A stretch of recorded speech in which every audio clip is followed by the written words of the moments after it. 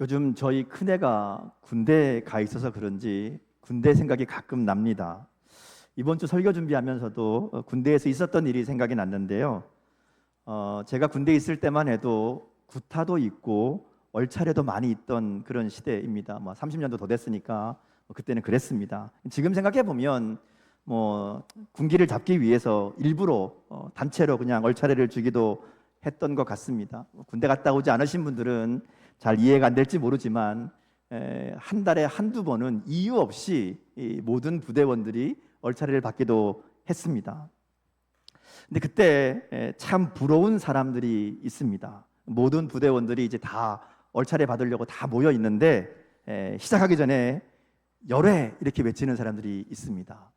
보통은 이제 고참들이 빠지죠. 병장 빠져 이렇게 얘기합니다. 그 다음 이제 이 열애를 외치는 사람들이 몸이 아프거나 불편한 사람들, 그런 사람들은 열애를 시킵니다. 누구누구 열애, 누구누구 열애 이렇게 얘기합니다. 그런 소리가 들리면 참 부럽습니다. 누가 나 안 불러주나 이런 마음도 들고요. 근데 이제 정말로 문제가 있어서 상황이 심각해서 이게 군기를 잡으려고 얼차례를 할 때에는 열애가 없습니다. 그때는 예외 없이 다 이제 함께 이 얼차례를 받고 그렇게 하는데 그때에도 열애가 되는 사람이 있습니다.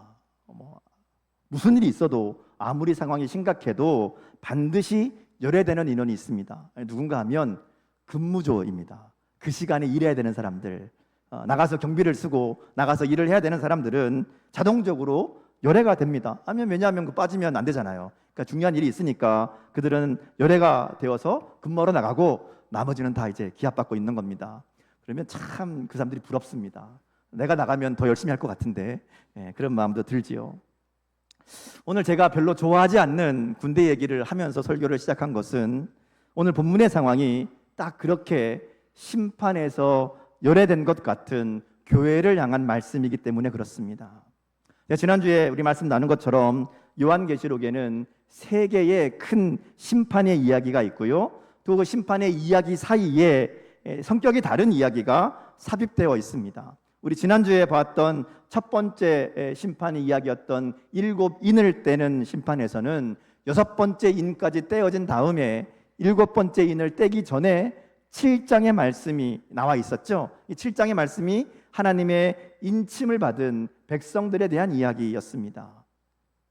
이것은 무서운 심판 중에도 믿음을 지키는 하나님의 백성들은 반드시 지키시고 구원하신다는 하나님의 사랑을 알게 하는 그런 말씀이었습니다. 교회를 박해하고 성도를 괴롭게 하던 자들은 하나님의 무서운 심판을 받게 되지만 끝까지 믿음을 지킨 자들은 하나님의 보좌 앞에서 하나님을 찬양하게 될 것이다. 하나님이 그들 위에 장막을 치시고 그들의 필요를 채우시고 그들을 지키시고 보호하신다는 분명한 약속의 말씀이 우리가 지난주에 봤던 요한계시록 7장의 말씀이었습니다.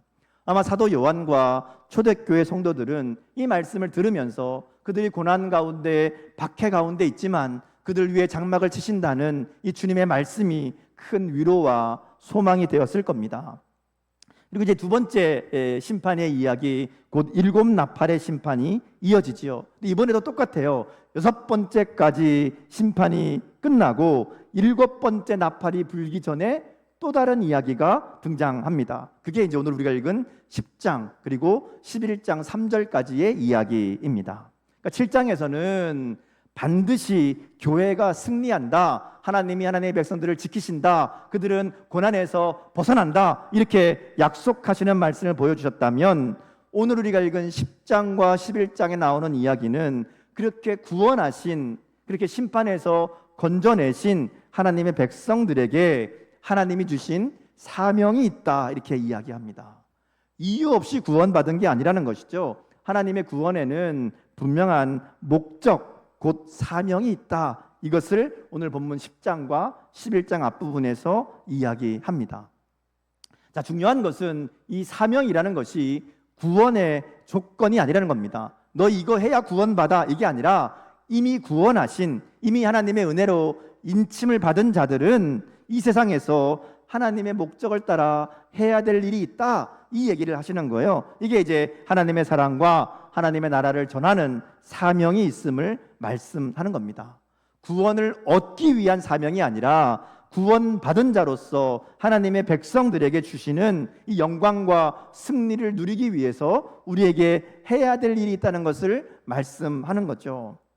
특별히 오늘 본문에 나오는 이 10장의 이야기는 9장 앞부분, 마지막 부분, 바로 앞에 나오는 이야기죠. 9장 마지막 부분에 나온 말씀과 연결되어 있습니다. 우리 7장도 그랬는데요, 10장도 마찬가지예요. 9장 마지막 부분 20절에서 21절 말씀을 같이 한번 읽어보겠습니다. 같이 읽습니다. 자, 시작. 이 재앙에 죽지 않고 남은 사람들은 손으로 행한 일을 회개하지 아니하고 오히려 여러 귀신과 또는 보거나 듣거나 다니거나 하지 못하는 금은 동과 목석의 우상에게 절하고 또 그 살인과 복술과 음행과 도둑질을 회개하지 아니하더라. 자, 이게 이제 앞에 나왔던 6번째 나팔까지 불리는 동안 이 땅에 엄청난 재앙이 임합니다. 심판이 임하죠. 자, 그런데 그럼에도 불구하고 남은 자들이 회개하지 않고 도리어 우상을 섬기고 더욱 악을 행하고 있었다, 이렇게 얘기하는 거예요. 자, 그런 상황 가운데 주시는 말씀이 10장 또 11장 13절까지 말씀이고요. 이 말씀을 주신 다음에 그 다음 결과로 나오는 게 뭔가 하면 11장 13절이에요. 우리 같이 한번 읽어보겠습니다. 11장 13절. 자, 시작. 그때에 큰 지진이 나서 성 10분의 1이 무너지고 지진에 죽은 사람이 7천이라. 그 남은 자들이 두려워하며 영광을 하늘의 하나님께 돌리더라. 자, 앞에는 모든 고난에도 불구하고 회개하지 않고 오히려 악을 행하는 자들이 이번에는 하나님을 두려워하고 하나님께 영광을 돌렸다, 이렇게 얘기하는 거예요. 중간에 무슨 일이 있었을까 하는 거죠. 그 중간에 있는 이야기가 오늘 우리가 읽은 10장 그리고 11장 13절까지 말씀이고, 이게 교회의 사명이라는 겁니다. 회개하지 않는 자들, 하나님을 두려워하지 않는 자들, 여전히 악을 행하고 죄 가운데 있는 자들을 하나님을 두려워하는 자들로, 하나님께 영광을 돌리는 자들로 바꾸는 것이 교회의 사명이라는 겁니다. 그래서 이 요한계시록 11장에 보면 이 일을 어떻게 하는가, 이제 이 얘기가 나와요. 두 증인이라는 얘기가 나오는데, 이 교회가 해야 될 일을, 말하자면 주님이 다시 오실 때까지 이 땅의 교회가 어떻게 살아야 되는가를 상징적인 이야기를 통해서 보여주십니다. 복음의 증인들이 세상으로부터 엄청난 저항과 박해를 받습니다. 그리고 죽임을 당하기까지 합니다. 예수님이 죽으셨던 것처럼 교회도 죽임을 당합니다. 이것은 당시에 많은 이들이 믿음을 지키기 위해서 실제로 순교했던 그 현실을 그대로 보여주는 말씀이라고 할 수 있습니다. 자, 그런데 그들이 그렇게 죽었지만, 순교당하지만 하나님의 심판이 이를 때에 하나님께서 그들을 다시 살리시고 하늘로 올라가게 하신다라는 겁니다. 그게 3일 반이라고 얘기해요. 말씀드렸지만 요한계시록의 숫자는 숫자 자체가 아니에요. 짧은 시간이라는 말입니다. 악한 자들이 이 교회를 괴롭히는 것이 앞에 나오는 3년 반이었거든, 42개월. 그거에 비하면 굉장히 짧은, 그러니까 곧 얼마 지나지 않아서 하나님이 그들을 다시 살리시고 그들을 하늘로 불러 올리신다라는 겁니다. 그래서 이 신자들의 부활을 보고 악한 자들이 큰 두려움에 빠지게 될 것이다, 이게 이제 13절의 말씀인 거예요. 하나님이 다시 살리신 우리 성도들을 하늘로 부르시고 그들이 구름을 타고 하늘로 올라갈 것이고, 그때에 큰 지진이 나서 땅에 있는 자들, 이 성이 무너지고 많은 자들이 죽임을 당할 것이고, 그때 남은 자들이 두려워하며 하나님께 영광을 돌리게 될 것이다, 이게 13절 얘기거든요. 그러니까 하나님께서 교회를 통해 구원의 역사를 보여주시고, 그것을 본 이 땅의 사람들이, 곧 회개하지 않고 하나님을 두려워하지 않던 자들이 하나님을 두려워하게 되고 하나님께 영광을 돌리게 된다라는 겁니다. 자, 이 일을 이루어내는 것이 이제 10장, 11장에 나오는 교회의 사명이라는 겁니다. 이 땅에 교회를 두신 이유는 마지막 때에 이 복음 전도의 사명을 감당하라는 하나님의 분명한 말씀이라는 것이죠. 하나님은 이 일을 위해서 이 땅에 하나님의 백성들, 교회를 남겨주셨다라는 겁니다. 고난과 박해 가운데 끝까지 믿음을 지키고 나아가서 그들에게 복음을 전하고 하나님 나라를 선포하는 이 사명을 교회에게 맡기셨다라는 겁니다. 자료 이것을 분명하게 알게 하도록 오늘 사도 요한에게 하나님이 특별한 계시를 보여주시는 겁니다. 오늘 말씀에 보면 우리가 마지막 때에 사명을 감당하기 위해서 반드시 알아야 될 중요한 두 가지 사실을 말씀해 줍니다. 오늘 말씀을 통해서 하나님의 교회로, 복음의 증인으로 부름받은 우리가 구체적으로 무엇을 하며 살아야 될 것인지를 분명하게 깨닫고, 그리고 말씀대로 순종하기를 결단하는 은혜의 시간 될 수 있기를 주님의 이름으로 축복합니다. 오늘 본문에 보면 사도 요한이 이 환상을 보는데요, 여기 본 환상의 내용이 뭔가 하면 두루마리를 들고 있는 힘센 천사입니다. 요한계시를 보면 이제 힘센 천사, 힘 있는 천사, 이런 이제 표현이 나오는데 좀 특별한 역할을 맡은 천사라고 볼 수 있습니다. 특별히 하나님의 심판을 맡은 중요한 천사로 보이는데, 이 천사가 하나님의 영광과 권능을 가지고 있습니다. 그리고 두루마리를 손에 들고 땅과 바다 위에 서서 큰 소리로 외치지요. 외칠 때에 7 우레가 말하는 것을 듣게 됩니다. 여기 나오는 7 우레는 우리가 이제 내용상 7 인이나 7 나팔이나 7 대접처럼 하나님의 심판을 의미하는 것으로 보입니다. 자, 그런데 사도 요한이 이 얘기를 듣다가 이거를 기록하려고 하죠. 왜냐하면 하나님이 처음에 환상을 주시면서 너 이거 다 기록해서 알려라, 전해라 그랬거든요. 그러니까 이제 적으려고 하는데 하늘에서 소리가 나서 이건 적지 말아라, 이건 기록하지 말아라, 그렇게 말씀했다라는 겁니다. 여기에 대해서 이제 많은 해석이 있습니다. 근데 이제 중요한 것은 하나님이 말씀하지 않으신 것은, 하나님이 전하지 말라고 한 거는 몰라도 된다라는 겁니다. 굳이 알려고 할 필요 없다라는 거죠. 사실 요한계시록에 대해서 오해가 많아진 것은 이렇게 정확하지 않은 것을 자신의 생각으로 현재의 상황에 끼워 맞추려고 하다가 잘못된 해석을 한 경우가 많기 때문에 요한계시록에 대한 오해가 많아진 겁니다. 그러니까 애매하고 잘 모르겠는 거는 넘어가면 됩니다. 억지로 현실에 맞춰서 이게 뭘까, 이게 어떤 나라일까, 이게 누구일까 맞추려고 하지 말고 그 내용의 의미만 찾아서 읽으면 됩니다. 사실 더 중요한 것은 그게 뭔가를 알아내는 게 아니라 우리에게 분명하게 말씀하신 것, 하나님 우리에게 분명하게 알게 하신 것을 잘 듣고 순종하는 것이 훨씬 더 중요합니다. 굳이 기록하지 말라고 한 거는 몰라도 되기 때문에 그래요. 나중에 보면 이 비밀이 분명하게 하나님의 때에 이루어질 것이다, 이렇게 7절에 얘기합니다. 그러니까 몰라도 때가 되면 하나님이 다 알게 하신다, 이런 의미라고 볼 수 있습니다. 중요한 것은 이 천사를 통해 하신 얘기가 뭔가 하면 지체하지 아니하리라는 겁니다. 이건 분명한 거잖아요. 지체하지 아니하리라, 하나님의 심판이, 주님의 다시 오심이 속히 임한다, 우리가 이것만 분명하게 드리면 된다라는 것이죠. 자, 그러면서 이제 그 다음 나오는 8절 말씀이 중요한데요, 이제 이런 그 모든 환상을 구경하고 있던 요한에게 직접적인 말씀이 전해집니다. 지금까지는 요한이 구경꾼이었어요. 내가 보니, 내가 들으니, 그러니까 보고 듣고 이렇게 관찰하는 사람이었단 말이죠.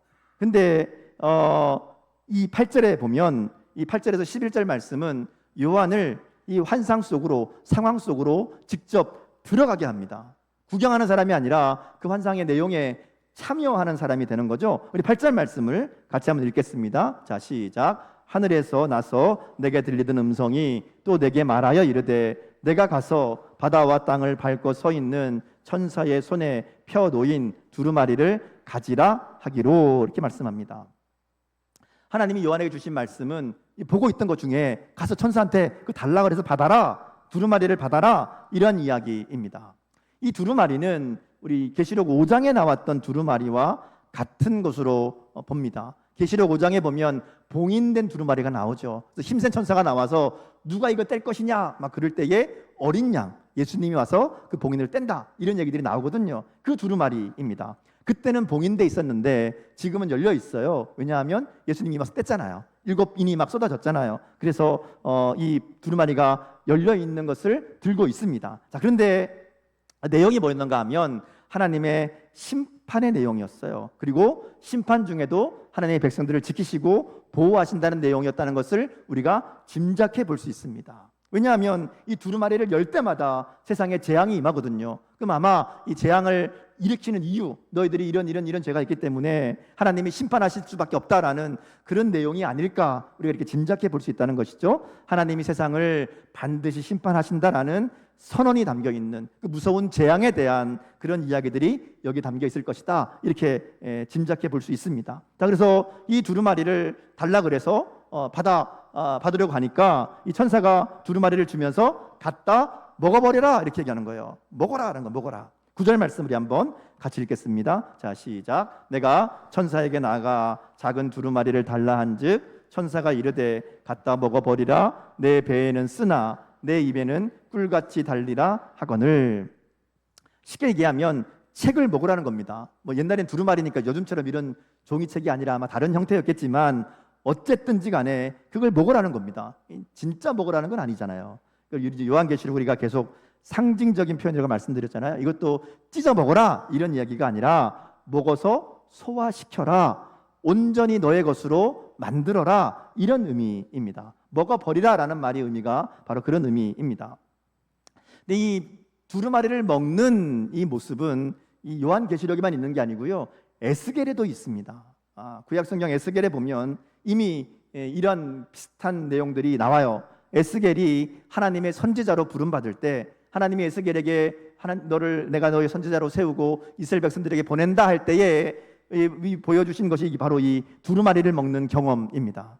우리 에스겔 2장 8절에서 10절 말씀을 한번 같이 보겠습니다. 같이 읽습니다. 시작. 너 인자야, 내게 이르는 말을 듣고 그 패역한 족속같이 패역하지 말고 내 입을 벌리고 내가 내게 주는 것을 먹으라 하시기로 내가 보니 보라 한 손이 나를 향하여 펴지고 보라 그 안에 두루마리 책이 있더라. 그가 그것을 내 앞에 펴시니 그 안팎에 글이 있는데 그 위에 애가와 애곡과 재앙의 말이 기록되었더라. 여기 나오는 이 두루마리가 계시록 5장에 나오는 두루마리와 같은 두루마리라고 생각합니다. 똑같이 안팎으로 쓴 두루마리라고 나오는데요, 에스겔에는 이 내용이 적혀 있어요. 이게 무슨 내용이 있는가 하면 애가와 애곡과 재앙의 말이 기록되어 있다. 하나님의 심판, 이스라엘 백성들을 향한 하나님의 무서운 심판의 이야기가 기록되어 있고요, 그래서 심판받는 백성들을 향한 슬픔이 기록되어 있는 두루마리다 이렇게 이야기하는 겁니다.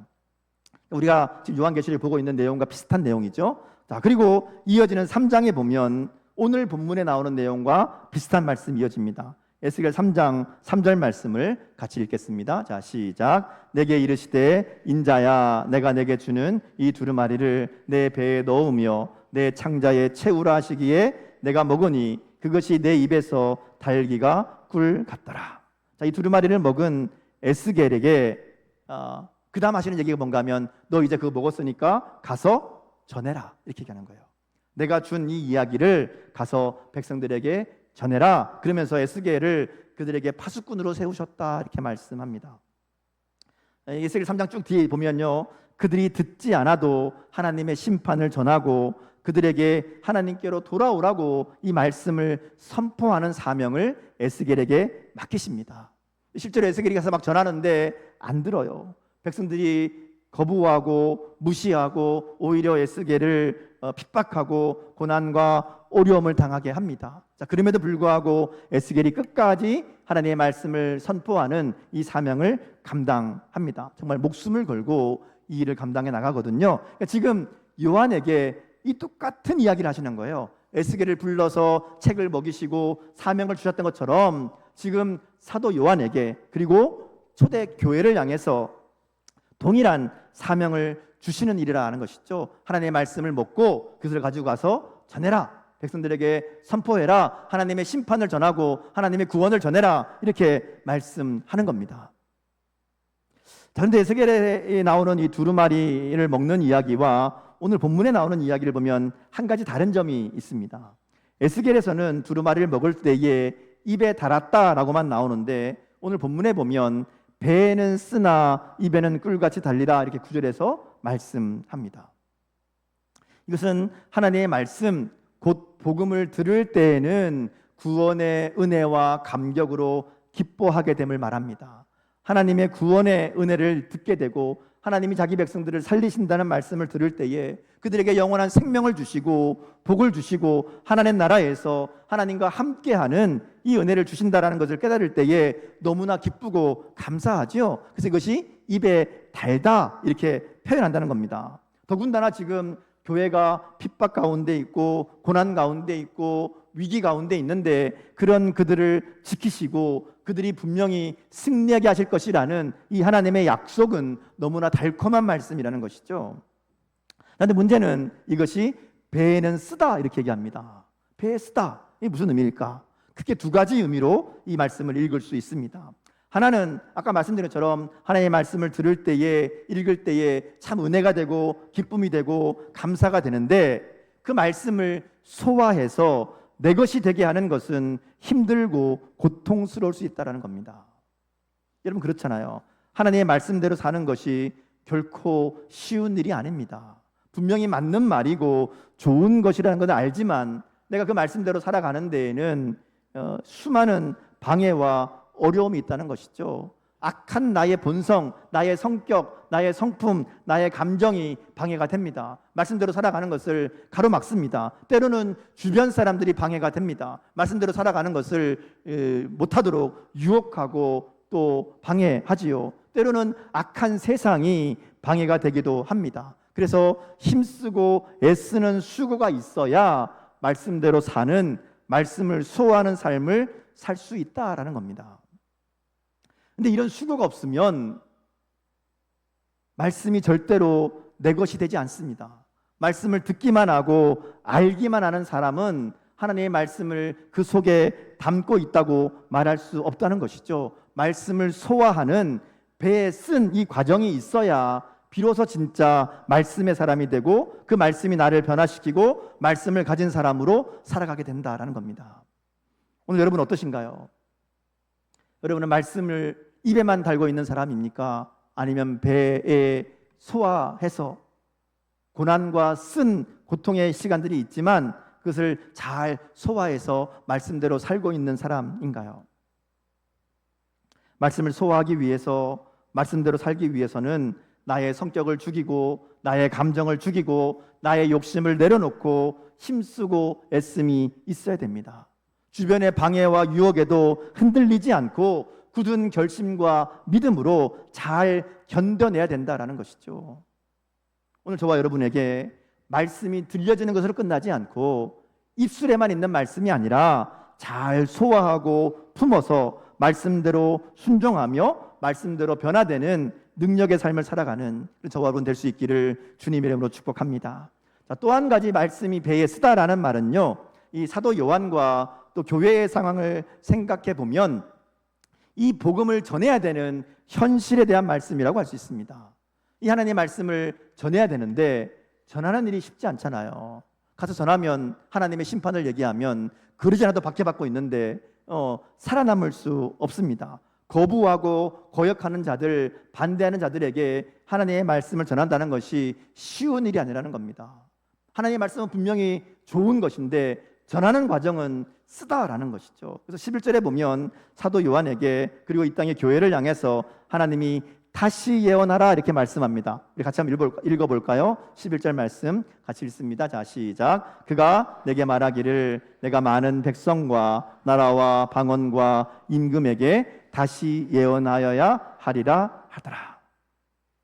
자, 복음을 전하다가 유배를 당하고 복음을 전하다가 고난을 받고 박해를 받는 상황에서 그들에게 다시 하나님의 복음을 전하고 하나님의 심판을 전한다는 것은 매우 힘들고 어려운 일이라는 것이죠.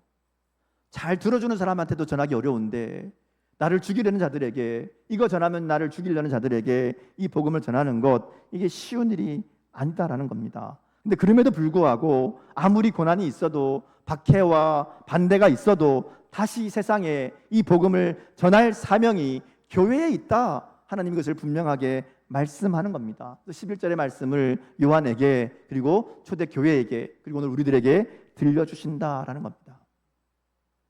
사실 말씀대로 사는 거나 복음을 거부하는 자들에게 예수님을 전하는 것이나 사실 의미상으로 보면 동일한 것이라고 말할 수 있습니다. 우리가 말씀대로 살아갈 때 예수님을 믿고 우리의 말과 행동이 변하고 삶의 태도와 모습이 달라질 때 우리는 예수님을 전하는 자로 살아갈 수 있기 때문에 그렇습니다. 그럼 복음을 전한다는 게 말로만 전하는 거 아니잖아요. 교회 오라고 해서 되는 거 아니잖아요.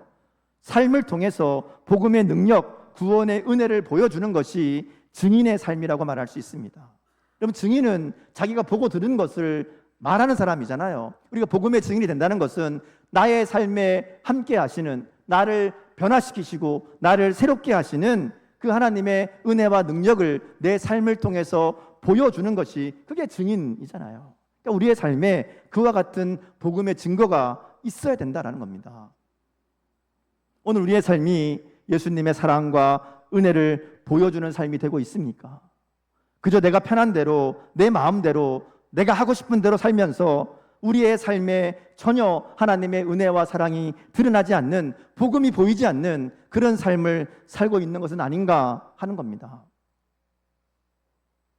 혹시라도 너 때문에 교회 가기 싫다, 너 보니까 하나님 믿는 거 별로 의미 없어 보인다, 이런 말을 듣는다면 우리는 사명을 감당하는 삶이 아니라 오히려 하나님 나라의, 하나님의 역사를 가로막는 엄청난 죄를 짓고 있다는 것을 분명하게 알아야 됩니다.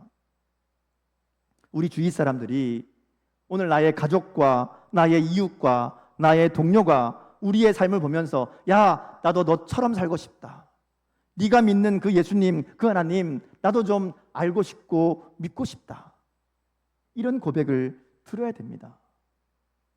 네가 믿는 예수님, 너의 삶을 변화시킨 그 예수님을 나도 만나고 싶다.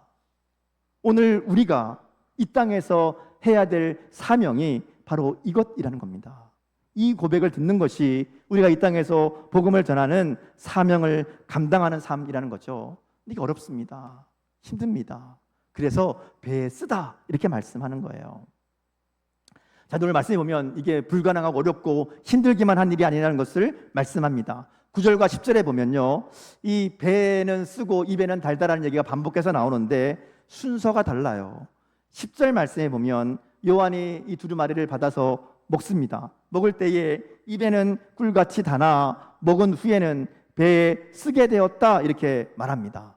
그런데 9절에 보면 이 얘기를 하면서 천사가 얘기할 때는 순서가 바뀌어 있어요. 네 배에는 쓰나 네 입에는 꿀같이 달리라, 이렇게 순서가 바뀌어 있습니다.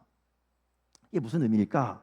가만히 생각해 보면요, 하나님의 말씀을 먹고 그리고 그 말씀대로 순종함으로 정말 배에는 쓴 이 과정들을 잘 이겨낸 사람들에게는 하나님의 더 큰 기쁨, 그 말씀이 더 달게 되는 은혜를 경험하게 된다라는 겁니다. 하나님의 말씀이 그저 힘들고 어려운 배에 쓰기만 한 말씀이 아니라 그 힘든 과정을 잘 이겨내고 말씀대로 살아가는 사람에게는, 말씀의 은혜를 알고 말씀을 따라 사는 사람은 더 꿀같이 단 하나님의 은혜를 누리게 될 것이라는 그런 말씀이라는 것이죠. 이 말씀을 정리해 보면요, 오늘 말씀을 통해 하나님은 우리에게 마지막 때에 감당해야 될 하나님이 주시는 사명이 있다는 것을 분명하게 말씀합니다. 그것은 우리가 하나님의 말씀을 먹고 순종함으로 말씀의 사람이 되는 겁니다. 이 교회가 해야 될 가장 중요한 사명입니다. 그래서 제가 여러분 계속 말씀 묵상을 강조하는 이유가 여기에 있습니다. 말씀을 듣고 읽고 묵상하고 그리고 순종하고 말씀대로 살아가면서 말씀과 동행하는 삶으로, 말씀대로 순종하는 삶으로 우리의 삶이 주님을 닮은 삶으로 변화되어야 된다는 겁니다. 이건 교회의 사명이라는 거예요. 이 일이 힘들고 어렵지만 그것이 우리에게 주신 사명이고 우리가 이루어야 될 하나님의 뜻이라는 겁니다. 그리고 그렇게 변화된 삶을 통해서 말씀대로 살기 위해서 몸부림치고 조금씩 하나님의 은혜로 우리의 삶이 변화될 때 그 삶을 통해 하나님 나라가 전해지고 예수님의 복음이 전해지는 그런 복음의 증인의 삶을 살아갈 수 있게 된다라는 겁니다. 그게 오늘 우리에게 주시는 하나님의 사명이고 우리를 구원하신 목적이라는 것을 우리가 분명하게 기억해야 될 줄 믿습니다. 그리고 그렇게 하나님의 말씀을 따라 살아갈 때 이 땅을 구원하시는, 이 땅을 향해 생명의 은혜를 베푸시는 하나님의 일에 동참하게 되고요, 영혼을 살리는 그 기쁨을 우리도 함께 누리게 된다는 겁니다. 하나님의 기쁨에 참여한 자로, 하나님의 말씀에 참된 복과 은혜를 누리는 자로 우리를 살아가게 하실 줄 믿습니다. 주님 오시는 그날까지 말씀을 먹고 말씀대로 살아가는 삶을 통해 복음의 증인으로 살아가는, 그래서 생명을 살리며 하나님의 기쁨에 동참하는 저와 여러분 될 수 있기를 주님의 이름으로 축복합니다. 기도하겠습니다.